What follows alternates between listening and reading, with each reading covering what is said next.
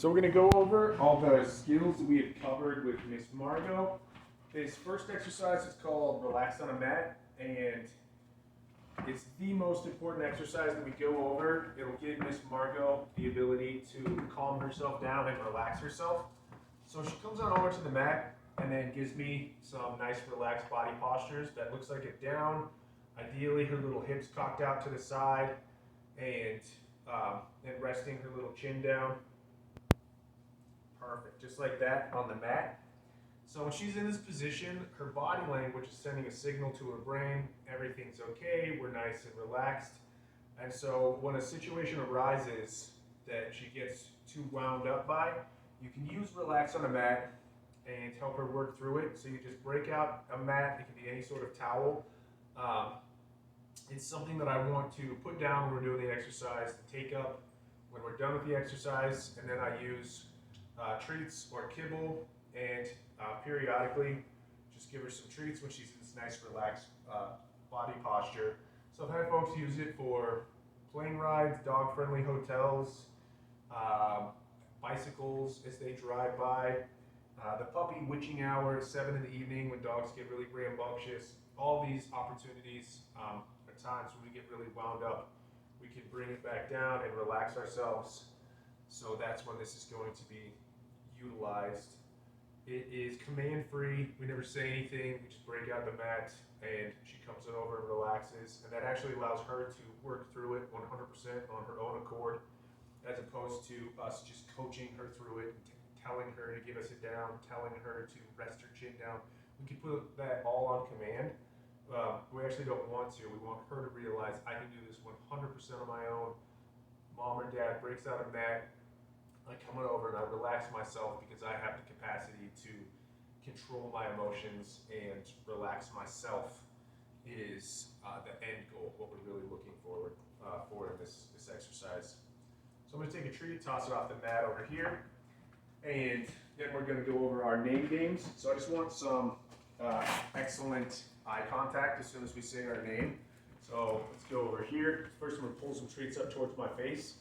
And Margot, as soon as she makes eye contact, I'm going to click her that moment. Then I'm going to do without dragging treats up. Margot. Very good. On that one, don't take my hand up. She has to do it on her own accord.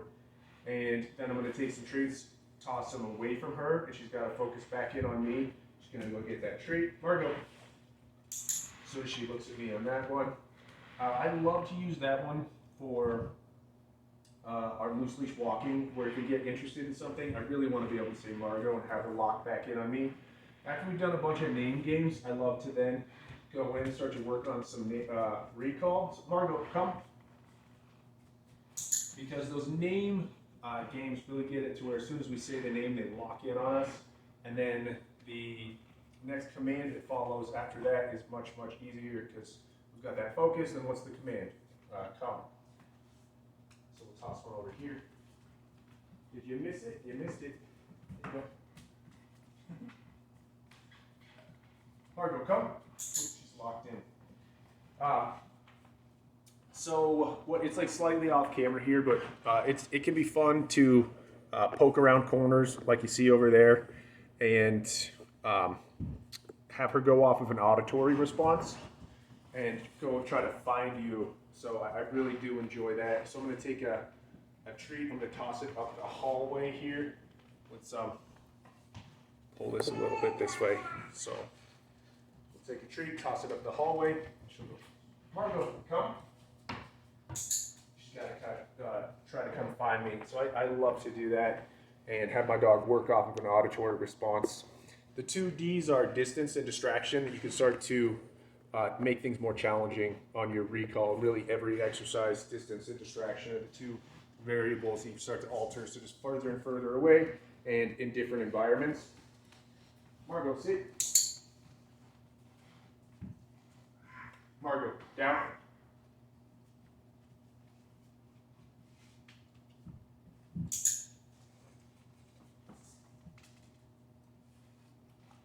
Margot, stay. So I put my hand up on this one.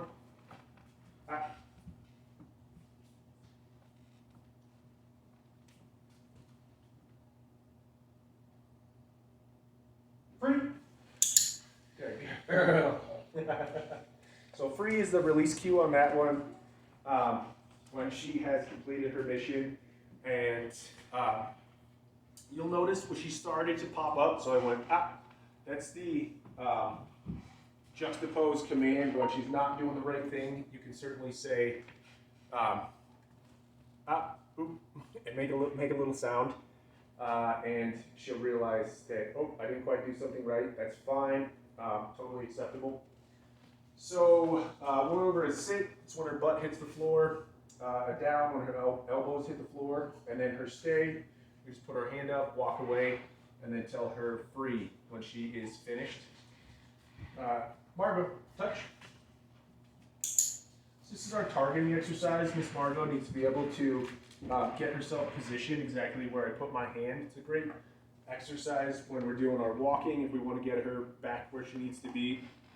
Also, just generally when we're out in public, if she's meandering around, isn't exactly where we need her to be, we want her to focus in, we can just say, Margot, touch, and she'll come back exactly to that spot where she needs to be. So really, really useful. Next, we're going to go over her leave it exercise. So I'm going to take the treats, leave it. Good. And that real pullback is what we're looking for. Another one that we've done with her is we started working on taking the treats, dropping it on the ground, and then telling her to leave it. Margot, leave it. Free. And so she's got hang back. They're really close, right in her wheelhouse. And right now, usually I'm at the teepee portion of the training where I put my hand over the treats. I don't completely back away from it. She's not quite at that phase. Hey, Curtis, come in here. So what we're going to go over next is our space exercise. And so what we're going to do here is when she gets interested in Curtis, I'm going to tell her space, and she's going to get away from him. So have Miss Margot come up towards you. You can say her name, or you can say Margot, come to get her to come over towards you, Curtis. Margot, come. Good. Margot. Jump, Curtis. Jump, Curtis. Margot, space. Perfect. So we, thank you, Curtis. That's fine, Curtis. I just wanted a quick demonstration. Hey, high five. That was awesome. Very good. Very good. So that's what a space exercise looks like when you're working with someone else. If she's right next to me, Margot, space. Good. You'll notice that she retreats back. That's perfect. That's what we're looking for. If she's coming up towards me, Margot, we can try one from behind. Margot, space. Good. But I'm completely in her view. There we go. But she's giving me. Let's try one from let's see from this vantage point what this could look like. Margot, space. So if we got groceries or something, she's approaching us from behind, then we can tell her space, and that's exactly what that should look like. One last piece is that you can feel free to work with some different items when you're working through a lead-in. So I just wanted to circle back to that one real quick.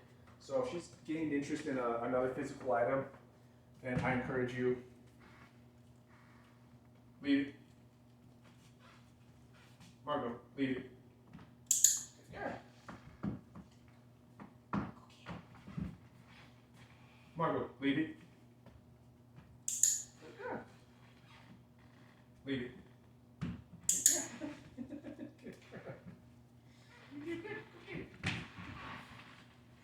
Margot, she's too smart. She's like, oh, you're going to tell me to leave it, which is very, very good. Actually, really, really appreciate that. You're a genius.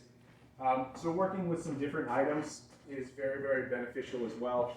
And it helps her to make more of a universal response. So I work with treats and as many different things as you can get your hands on. Even if she's got something she's gaining interest in, like a kid's shoe or something, leave it. Good, she pulls back. That's exactly what we're looking for. Perfect. We'll get her leashed up and go over her loose leash walking.